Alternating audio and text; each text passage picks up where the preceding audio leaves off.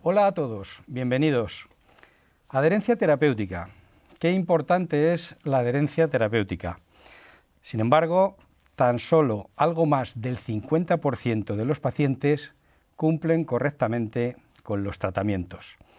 Tus medicamentos, el videoblog que FESalud y la Fundación Beatriz para la Salud impulsamos con un objetivo muy claro, el de promover la adherencia terapéutica, va a profundizar hoy en la adherencia en el VIH, en el virus de inmunodeficiencia humana. ¿Qué queremos conocer? Pues queremos conocer por qué los pacientes de este virus sí tienen un alto índice de cumplimiento al tomar sus fármacos. Y por eso tenemos en este plató de F, a 4 especialistas para averiguarlo.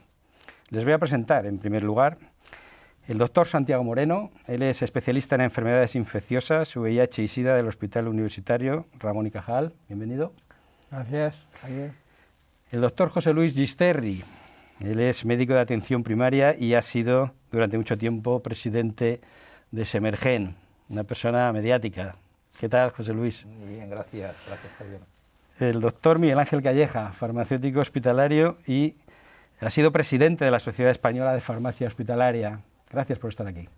Muy buena, encantado. Muchas gracias por la invitación. Y tenemos también a María Escobar. Ella es enfermera, especialista en VIH del Hospital Universitario 12 de Octubre. María, gracias. Buenos días, un gusto.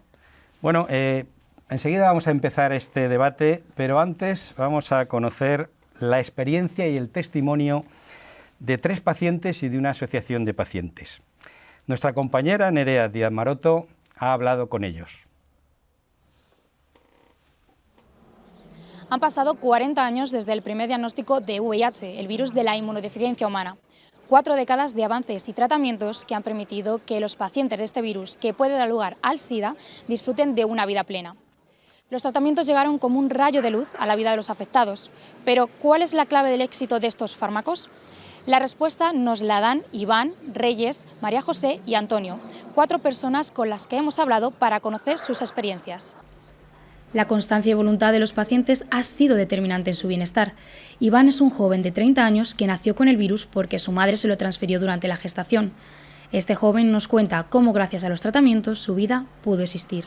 Yo sin estos medicamentos y los pacientes que tenemos VIH no estaríamos vivos.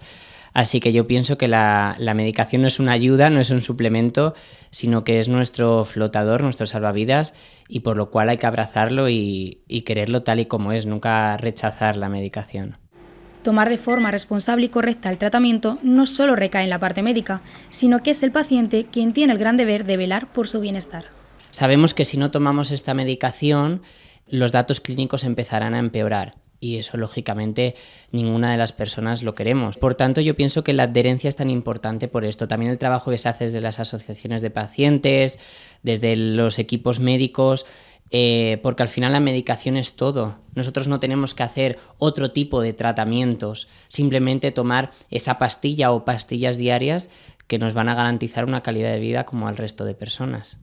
Pero, ¿qué ocurre en la sociedad para que muchas personas sigan sin conocer realmente lo que conlleva tener VIH y la eficacia de sus tratamientos? El miedo es igual a falta de información. Yo pienso que es lo que mueve a la sociedad, el miedo. Al final, no solamente con el VIH, si hacemos un análisis sociológico de muchísimas cosas, es el miedo, ¿no? Nos hablan de este mal barrio, de esta mala ciudad, por el miedo a qué nos puede pasar en ella, o esto que nunca hemos experimentado, pero hasta el día que lo probamos, hasta el día que tenemos la información, hasta el día que vemos que no pasa nada. La investigación del VIH ha sido esencial para la mejora de los tratamientos, aunque, según Iván, la clave ha sido la constancia y lucha de las partes asociativas, quienes han estado al pie del problema desde el primer momento. Siempre hay que invertir más en investigación, en recursos sociales, en recursos clínicos, y se va avanzando mucho. Sí que es verdad que desde hace décadas hasta hoy no es lo mismo, y eso es gracias a la inversión que han hecho. Pero fíjate qué curioso que bajo mi punto de vista, y te digo bajo mi punto de vista porque es algo muy subjetivo, las asociaciones de pacientes hacen mucho más por el colectivo que los propios estamentos. Apoyo Positivo es una de las asociaciones que tiene como objetivo potenciar la calidad de vida de los pacientes con VIH. Reyes Velayos, presidenta de la asociación, centra el éxito de la lucha al colectivo, la investigación y la responsabilidad terapéutica.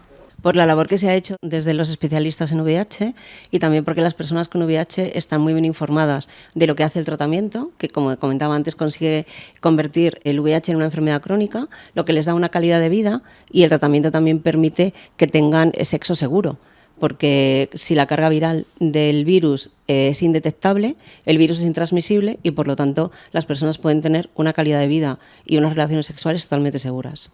Las asociaciones no solo trabajan por obtener los mejores tratamientos, sino también por conseguir que la calidad de vida de los pacientes mejore más allá de la medicación. Reyes Velayos nos cuenta la labor que se realiza desde Apoyo Positivo. En Apoyo Positivo, desde 1993, trabajamos por los derechos de las personas con VIH y de su entorno. Y trabajamos desde 3 grandes áreas: salud, educación y derechos. En salud, en la prevención, que nos parece muy importante porque no solamente hay que trabajar por las personas con VIH, sino también intentar evitar que se produzcan nuevas infecciones. Tenemos programas de atención psicosocial, programas de orientación laboral y un piso autogestionado para personas con VIH en situación de vulnerabilidad. Reyes empatiza con los pacientes y nos recuerda que no solo los tratamientos mejoran su calidad de vida, sino que también es necesario solucionar una asignatura pendiente que tiene la sociedad: la discriminación. Lo más importante que necesitan los pacientes con VIH para mejorar su calidad de vida es acabar con el estigma, que la sociedad deje de estigmatizar a las personas con VIH y que no haya discriminación hacia ellos. Por eso es tan importante conseguir que se cumplan los objetivos que ha propuesto ONU-SIDA para el año 2030, en el que uno de ellos es que haya 0 discriminación hacia las personas con VIH, porque ahora mismo el estigma y la discriminación es peor que el virus. En estos 40 años, la evolución de la situación ha conseguido que las personas con VIH, tanto hombres como mujeres, puedan hacer una vida normal, teniendo la posibilidad de concebir vida desde la vida. Lo que se hablaba antes de la problemática de quedarse embarazadas las mujeres que tenían VIH o si sus parejas tenían VIH, ahora mismo ya no pasa, porque las personas con carga viral indetectable no transmiten el virus en sus relaciones sexuales y no transmiten al virus tampoco al bebé si se quedan embarazadas. En este punto viajamos a Valencia, donde nos espera María José. Esta valiente mujer lleva conviviendo con el VIH 35 años. Fue una mala época con las drogas. Tras dar a luz a 2 hijos sanos y fuertes, hoy agradece a los tratamientos la posibilidad de ser madre. Yo he pasado de pensar que me iba a morir con 19 años, que yo ya no iba a vivir. Tengo 54 hoy en día y, o sea, yo soy una persona totalmente sana. Yo no tengo ningún tipo de problema, o sea, hoy en día los tratamientos son tan efectivos que el virus es indetectable en ti, eres intransmisible, no se lo puedes contagiar a nadie. Entonces, al 100% hay que tomar la medicación siempre y seguir investigando, porque aunque no tiene cura, o sea, los medicamentos que hay hoy en día nos han dado una calidad de vida excepcional. Cuando María José conoció su diagnóstico, no imaginó que podría llegar a formar una familia. El camino no fue nada fácil, pues los tratamientos y sus efectos secundarios eran muy agresivos. A partir de ahí ya empezaron a sacar muchos medicamentos, yo gracias a Dios tuve acceso a todos ellos. Los primeros sentaban muy mal, eran muy desagradables, tenían muchos efectos secundarios. Ahí fue una etapa también fastidiada, pero según han ido pasando los años, las medicaciones cada vez son muchísimo más buenas. Yo he llegado a tomarme hasta 8 pastillas, ahora solamente me tomo 1 por la mañana y 2 por la noche, o sea que maravilloso, la verdad. En los años 80 aparece el SIDA, una enfermedad que llegó sembrando el pánico entre la población homosexual. Un momento de miedo y desconocimiento que personas como Antonio tuvieron que vivir en primera persona. En ese momento no hay medicación, te dan unos años de vida, de 3 a 5 años, pero la cosa evoluciona de otra manera. Lo único que podían hacer en ese momento era mes a mes controlarte el número de defensas que tenías y poco más. En función de eso podías tener una serie de enfermedades oportunistas, que se llamaban. La agresión de la enfermedad producida por el VIH, así como la de su medicación, cambió la perspectiva de futuro para estas personas.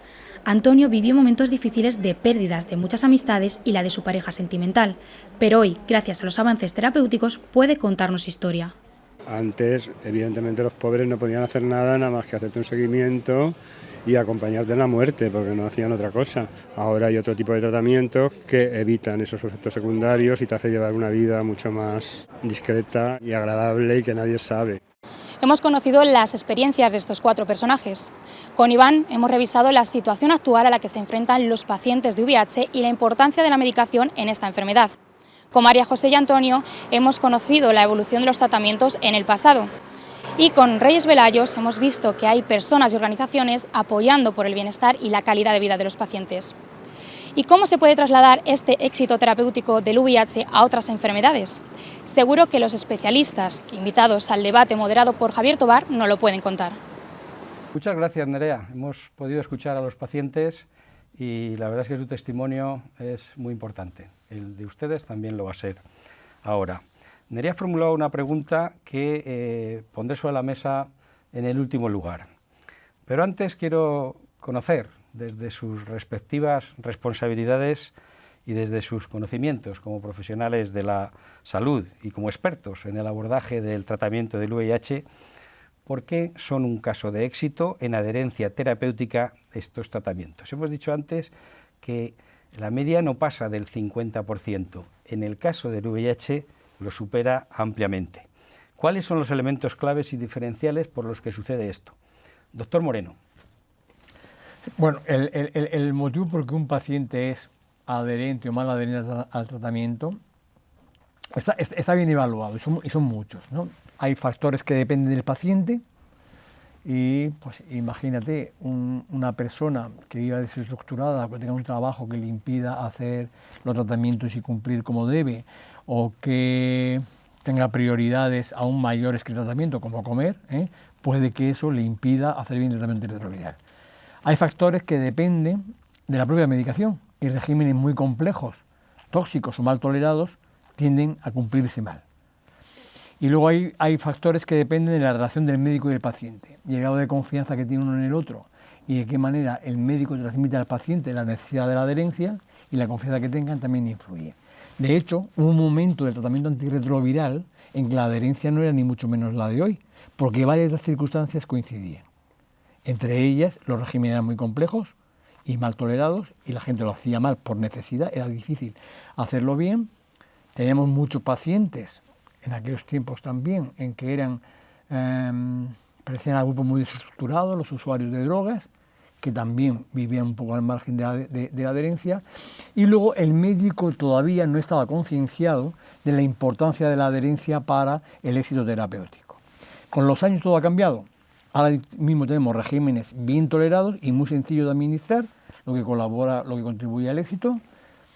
Bueno, la situación de los pacientes viene a ser más o menos la misma, ha cambiado en algunos sentidos, tenemos menos usuarios de drogas, con lo cual esa parte también ha mejorado, pero sobre todo yo creo que la parte que ha mejorado, y a lo mejor lo que puede marcar la diferencia con otros tratamientos, es esa relación médico-paciente y el convencimiento que el médico tiene de que la adherencia es importante y transmitimos a los pacientes. Para mí, hoy en día, porque otras enfermedades tienen igualmente medicaciones poco tóxicas, bien toleradas, de administración sencilla, pero seguramente aquella relación médico-paciente en la que nosotros damos a los pacientes la importancia de cumplir el tratamiento bien para tener éxito terapéutico y evitar el deterioro clínico, yo creo que es un elemento clave. Forma parte de nuestra conversación, por ejemplo, habitual, decirle al paciente que se puede olvidar de lo que quiera. Se puede olvidar de comer, se puede olvidar de beber, de jugar al fútbol o de salir con la novia, pero que lo que no se le puede olvidar es tomarse la medicación. Y yo creo que, bueno, porque entre broma y serio, ellos entienden que su salud es dependiente de que se tomen la pastilla todos los días, y la verdad es que a la vista está que los resultados, como tú decías, son excelentes. Doctor Gisterri, desde la atención primaria, ¿qué visión hay sobre esta pregunta? Bueno, yo coincido plenamente con el doctor Moreno respecto a los aspectos básicos que sustentan la mejoría o la progresiva mejoría en el cumplimiento terapéutico de los pacientes con VIH. Ojalá en patologías crónicas que tenemos todos los días en primaria y de la que se muere la gente en este país, que es la primera causa de muerte, por ejemplo, pues la enfermedad cardiovascular, el cumplimiento fuera similar. Claro, oír a un especialista hospitalario que estamos alcanzando un 90% de cumplimiento terapéutico es un sueño para el médico de familia en cuanto a la serie de comorbilidades que tenemos los pacientes de atención primaria. En este sentido, yo creo que es muy importante el tener en cuenta que de una enfermedad infecciosa, crónica, que se ha hecho crónica, a una enfermedad no infecciosa, como puede ser la hipertensión, la diabetes, la hipercolesterolemia, existen diferencias sustanciales que van a condicionar mucho el cumplimiento del tratamiento. Claro, una enfermedad que era letal, que se ha hecho crónica, una enfermedad que afortunadamente se vive muchos años, donde existe un componente clave que es la mentalización del paciente respecto al cumplimiento terapéutico, afortunadamente hoy sobrevenida por la polipíldora. Eso es muy importante de cara a que el paciente, claro, con una buena relación como tienen los médicos de unidades infecciosas y los farmacéuticos hospitalarios con los pacientes VIH, condicionan sobremanera lo que es la mejoría del cumplimiento. Sin embargo, habrá tiempo probablemente después de alertar sobre la conveniencia de que en este juego de cumplimiento, juego por la necesidad absoluta de que se cumpla con el tratamiento, debe participar atención primaria. Y atención primaria, si en este momento, sin menoscabo de lo que está sucediendo con la maldita pandemia, permítame la expresión, hay que retomar el Plan Nacional del SIDA, donde atención primaria tenía un papel protagonista, sobre todo en la comorbilidad de los pacientes, porque son pacientes que tienen hipertensión, diabetes, fuman, algunos beben, tienen problemas mentales, ansiedad, depresión, y los pacientes vienen a atención primaria. Y vienen a atención primaria a hacerse una analítica y tienen constipados y tenemos que vacunarles. Por tanto, aprovechemos esa circunstancia para reivindicar desde aquí la necesidad de una coordinación más estrecha entre el ámbito hospitalario y primaria, prescindiendo del momento actual de cara al futuro, para que ese 90% se pueda llegar al 95%. Doctor Calleja. Pues mira, yo desde mi punto de vista creo que cumple todos los requisitos para que no fueran tan adherentes. Ahora, a día de hoy, es una enfermedad crónica, si no te lo tomas no sientes ni dolor ni nada. Y si hubiéramos empezado hace 40 años como estamos ahora, probablemente nos hubiera costado mucho más trabajo. Pero hace 40 años empezábamos con regímenes muy complejos, con 8, 10, 12 comprimidos diarios, y era una enfermedad mortal en el corto plazo. Porque tú, si tu alimentación no es adecuada y tienes el colesterol alto, te vas a morir antes. Pero probablemente es un largo plazo. Pero esto era un muy corto plazo, los pacientes se nos iban muy rápido. Y yo creo que todo esto ha influido en que el equipo multidisciplinar, que para mí es fundamental, todo el equipo multidisciplinar, médicos, de especialistas, de infecciosos, especialistas de primaria, enfermería, todos hemos tenido la prioridad de trabajar fuertemente la adherencia. Todos. Y hemos trabajado mucho pues, para concienciar a los pacientes, para hacer el seguimiento, y si no era adherente, porque hay pacientes que no han sido adherentes, íbamos a intentar resolver la situación, y yo creo que eso ha sido vital, que el equipo multidisciplinar ha compartido que la adherencia es importante. Tenemos todos muy claro aquí en esta mesa que es importante, pero yo he compartido otros foros con otros especialistas de otras patologías que no tenían tan claro que por la falta de adherencia el medicamento era inefectivo. Y esto aquí no hay duda. Luego compartimos eso en el equipo multidisciplinar. Por otro lado, es la superespecialización que hay en este ámbito. El médico infectólogo que atiende VIH es un médico muy experto en esa materia, muy experto. No nos pasa en otras patologías. Esta situación yo creo que ha ayudado bastante. El farmacéutico también, que ve VIH, también es muy experto en su labor en ese ámbito. Y por otro lado, yo destacaría también el tema de priorizar a aquellos pacientes que en nuestro caso, por el nivel de estratificación, son más susceptibles de no ser adherentes, por el tema social, por tema laboral, por tema personal, por tema familiar. Hay pacientes que en nuestra estratificación sale que tenemos que tener un seguimiento mucho más específico y mucho más cercano con ellos. Y yo creo que esto ha hecho que haya un conjunto de factores que ayuden. Hace poco hicimos el estudio POINT, de la Sociedad Española de Farmacia Hospitalaria, con más de 80 centros que participaron. El nivel de adherencia medio era del 85%. Y también quisiera destacar que en las patologías en las que los medicamentos que dispensamos desde el hospital, normalmente la adherencia es alta. Esclerosis múltiple, terapia biológica en artritis reumatoide, oncología. Las adherencias son entre el 70 y el 90% normalmente. Y esto yo creo que hay un aspecto que a los pacientes les influye, y es, esto debe ser muy importante porque solo me lo pueden dar en el hospital. Y es algo subjetivo, porque realmente igual de importante es la biológica para la artritis reumatoide que una estatina para el colesterol alto, pero en realidad es algo como diferenciador que hace que yo creo que el paciente se motive aún más él solo. María, desde la enfermería, ¿cómo ves a los pacientes y la adherencia terapéutica que tienen en el VIH? Bueno, pues sobre todo, como han dicho los compañeros, el tema de la simplificación del tratamiento antirretroviral ha sido un antes y un después, sin duda, ¿no? Esto ha generado que los pacientes hayan tenido muchos menos olvidos a la hora de tomar la medicación y también tener menos efectos secundarios, ¿no? El perfil de paciente de los años, de la época de los 80 a los 90, que nos contaban que tomaban a razón de 17, 20 pastillas, ostras, no nos podíamos ni hacer a la idea de lo que podía suponer llevar una vida con ese número de pastillas, ¿no? Desde la enfermería, el tema de la concienciación y comprensión por parte del paciente sobre su diagnóstico nos parece fundamental. Estamos ahí para hacerles entender por qué se ha transmitido el virus, qué le está ocurriendo a su cuerpo, a su organismo en este momento y qué le puede ocurrir si no se toma bien la medicación. Entonces la adherencia hay que construirla y depende mucho, pues al final es un comportamiento de salud y una actitud por parte del paciente. Los elementos claves en cuanto a la consulta, sin lugar a duda, la educación sanitaria. Es, digamos, somos como la primera puerta, ¿no? Nos convertimos en su enfermera de referencia. Hay que intentar, y aparte que sale solo, se genera un vínculo de confianza importantísimo entre enfermería y el paciente, y lo que tenemos que estar es ahí. Yo siempre digo a un paciente cuando viene nuevo, ¿no? Que viene anestesiado emocionalmente, bloqueado, con mucho dolor, me sumo a tu barca para estar de tu lado, darte de la mano y sobre todo no sentirte solo, porque es como ellos se sienten en medio de un océano. Javier, una puntualización por lo que estábamos comentando. Sí. Que es decir, que tenemos los resultados que tenemos ahora, pero hemos coincidido todos en que los tiempos no siempre fueron iguales.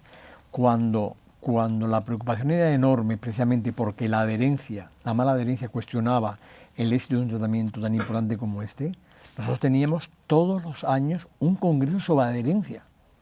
Congreso exclusivo sobre adherencia al tratamiento antirretroviral. Y no había congreso nacional o internacional que dedicara una gran parte del congreso a la adherencia. Eso obligó que necesariamente todos los médicos dedicados al VIH adquiriéramos como prioridad tope.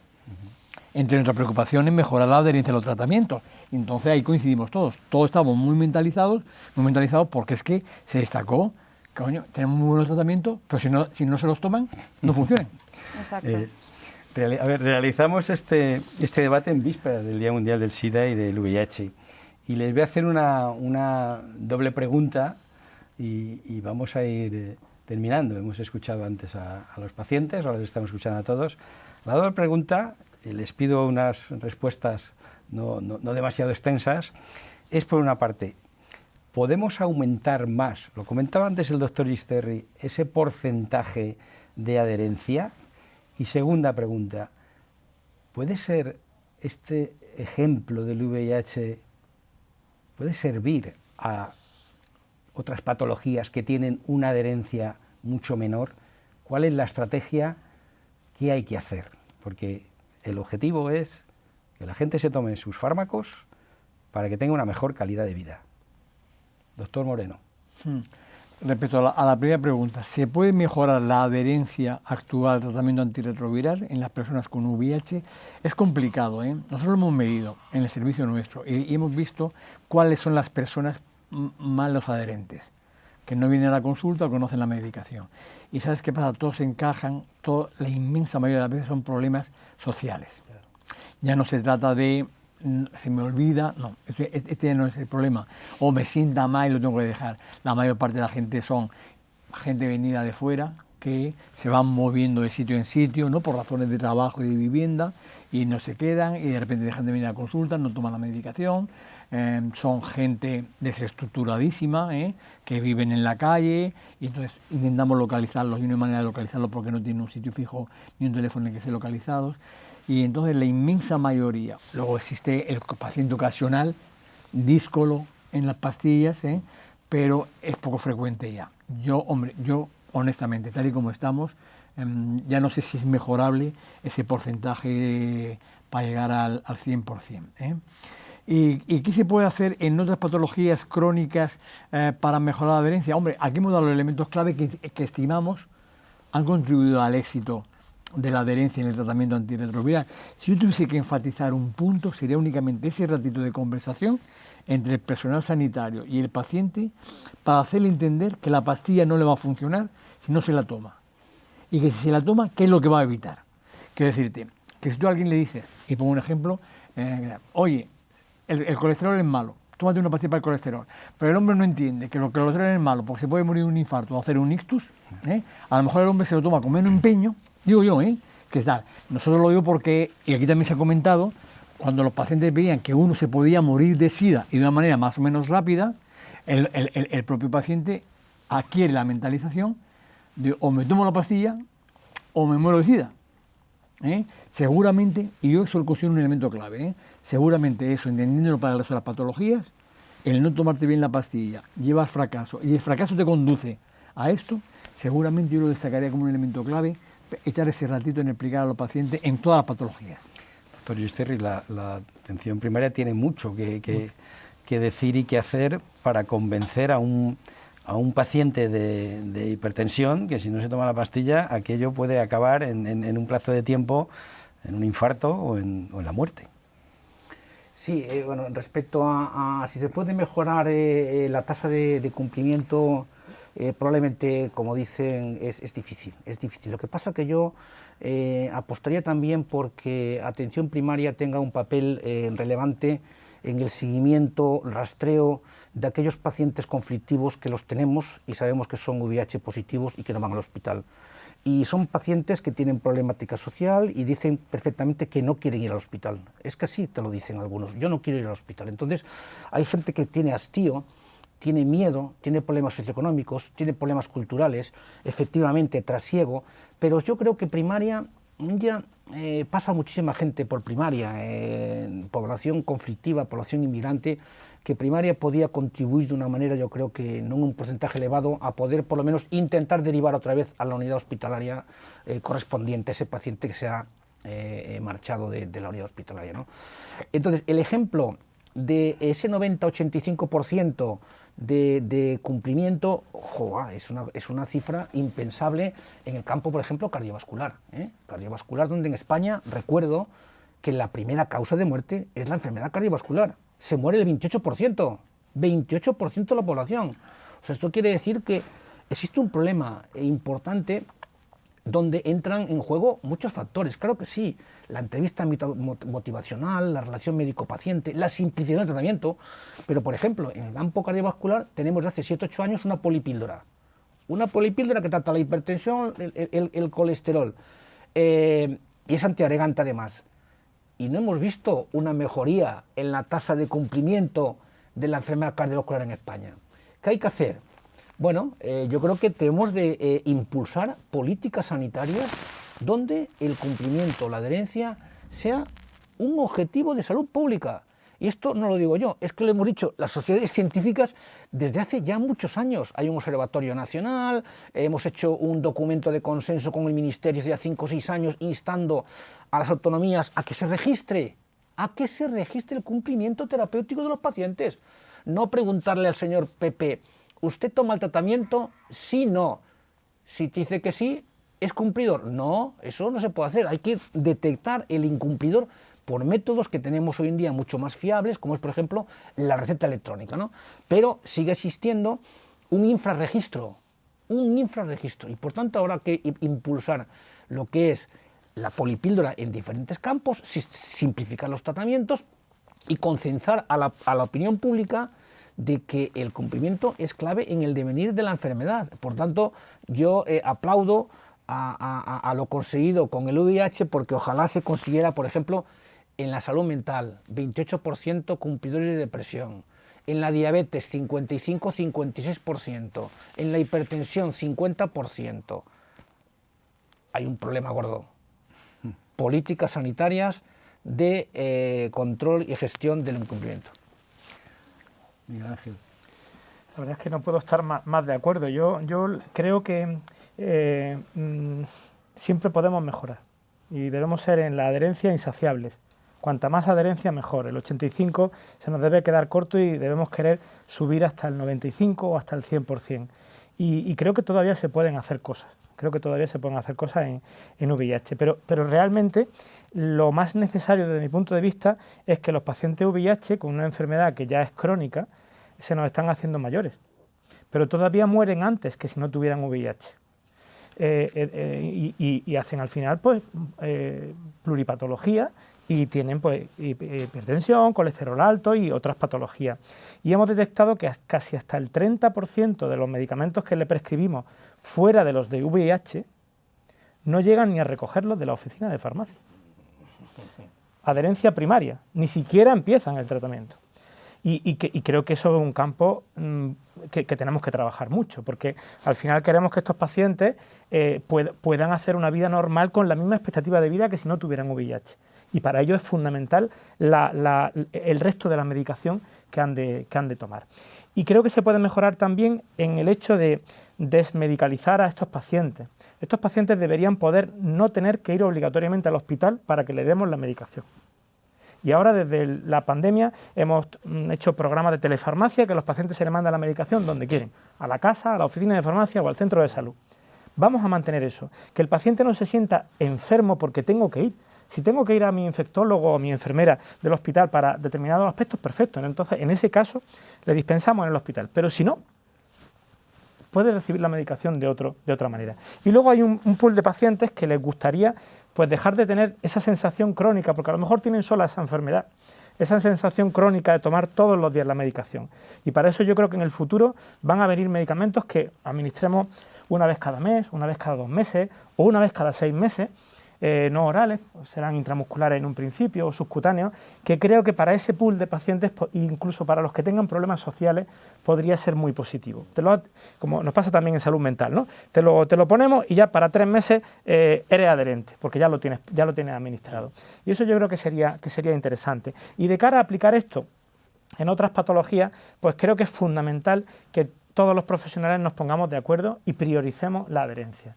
Y también que desde el Ministerio se pueda hacer una visibilidad mayor de que la adherencia es un problema de salud pública. Estoy de acuerdo contigo en ese aspecto. Yo creo que tenemos mucho que hacer en esta cuestión y el ejemplo que hemos vivido con la pandemia y el COVID-19 yo creo que nos debe hacer recapacitar, ¿no? En esto hemos ido prácticamente todos a una, porque era una situación severa, grave y que nos afectaba a todos.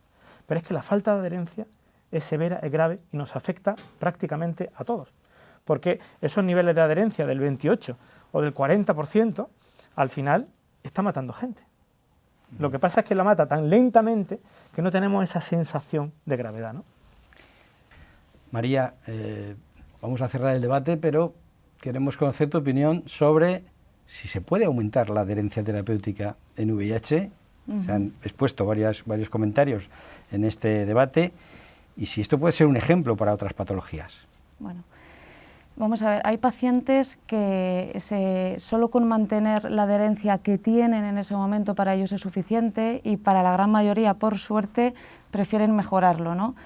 Hay pacientes que les requiere un esfuerzo enorme tener una buena adherencia porque sus situaciones, tal y como pacientes que nos vienen a día de hoy a la consulta, en situación de calle, pacientes inmigrantes, sin papeles, que no tienen un núcleo familiar, con depresión, etcétera. Entonces, todos estos problemas no son asociados al VIH, por lo tanto, la adherencia terapéutica con ellos, desde el abordaje de enfermería, es mucho más complicada y nos consume mucho más tiempo.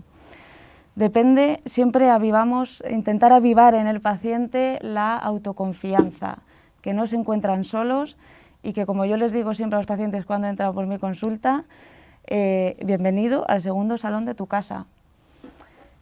Llevarlo esto a otras adherencias de otras patologías, pues bueno, esto lo comentamos mucho en consulta y no hay una fórmula mágica, ¿no?, de una estrategia en adherencia.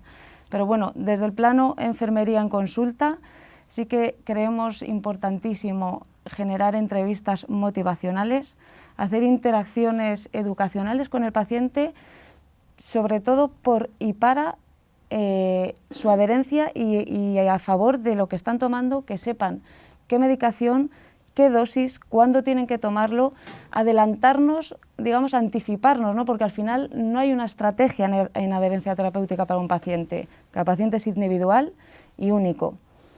Entonces, no juzgarles, no culpabilizarles y darles todo nuestro apoyo de la consulta con jornada de puertas abiertas. Muchas gracias, María, muchas gracias a todos. Decía al principio que qué importante es la adherencia terapéutica. Bueno, ahora, después de haber escuchado a los pacientes, después de haberles escuchado a ustedes, diría todavía, le daría un 25% más a ese comentario. Qué requete importante es la adherencia terapéutica. Bueno, desde la Fundación Beatriz para la Salud y desde FESalud vamos a seguir trabajando en este objetivo, vamos a seguir trabajando para mejorar la adherencia terapéutica, porque está en ello la calidad de vida de los pacientes y también está en ello el bienestar de las personas que les rodean. Tenemos que tomar los medicamentos pensando en nuestra calidad de vida y pensando en el bienestar de las personas que nos rodean. La Fundación Beatriz y FESalud nos comprometemos a seguir trabajando en este objetivo, que es un objetivo de salud pública.